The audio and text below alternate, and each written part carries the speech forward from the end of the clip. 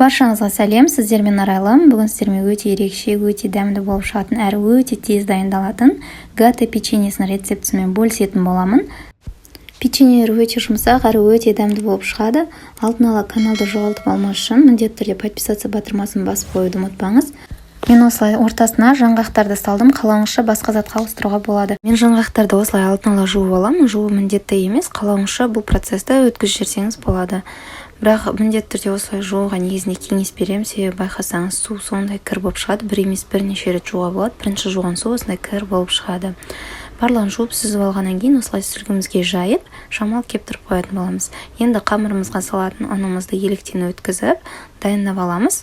Барлық қажетті заттардың толық тізімін описанияда қалдырдым. Сол жерден көрсеңіздер болады. Осылай ұнымыздың үстіне сары майымызды күштен өткізіп алатын боламыз. Барлығын ұнмен араластыра отырып, майда крошкалар жасаймыз. Енді үстіне 2 шай қасық қопсытқыш, 2 ас қасық толтырып шекер салатын боламыз. Үстіне 1 жұмыртқа саламыз және 200 грамм қаймақ саламыз. Қаймақ міндетті емес, егер айран болса, айранмен алмастыруға болады.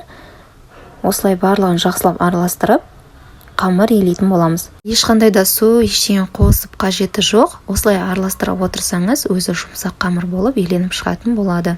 Қамырды осылай қолға жабыспайтындай билеп болғаннан кейін пакетімізге салып, мұздатқышқа 20 минутқа қойып қоямыз. Алдын ала жуып дайындалған жаңғақтарымызды противеньге салып, 10-15 минут шамасында духовкада қуырып алатын боламыз. Духовка болмаса, сковородкада да қуыруға болады. 15-20 минут шамасында қуырып, одан кейін шамалы суытып, пакетке салып, үстінен оқтаумен баса отырып, майда крошка жасайтын боламыз. Достар, менің каналымнан басқа да қызықты рецептерді көре аласыздар. Каналымнан жаңа видеоларды жіберіп алмас үшін подписаться батырмасын басып, колокольчикті басуды ұмытпаңыздар. Енді жаңғақтарымызды майдалап алғаннан кейін үстіне шекерімізді және жұмыртқаның ақ уызын салып, жақсылап араластыратын боламыз. Енді мұздатқышта тұрған қамырымызды шығарып, 2 бөлшекке бөліп, бір зуаламызды жаюға алып қаламыз, ал екіншісін осылай домалақтап, целлофанға салып, қайтадан холодильникке салып қоямыз. Осылай қамырымызды жақсылап жайып аламыз.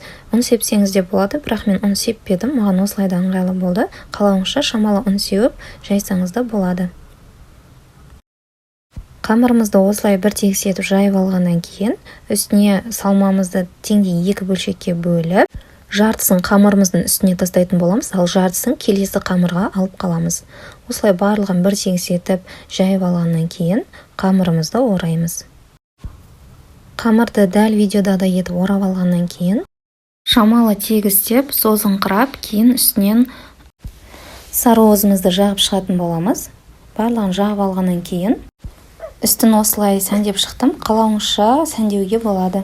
Кейін пышақпен осылай қалауыңызша кесіп шықсаңыз болады. Өз қалауыңызша көлемдерін үлкейтіп кішірейтуге болады. Мен осылай кесіп шықтым.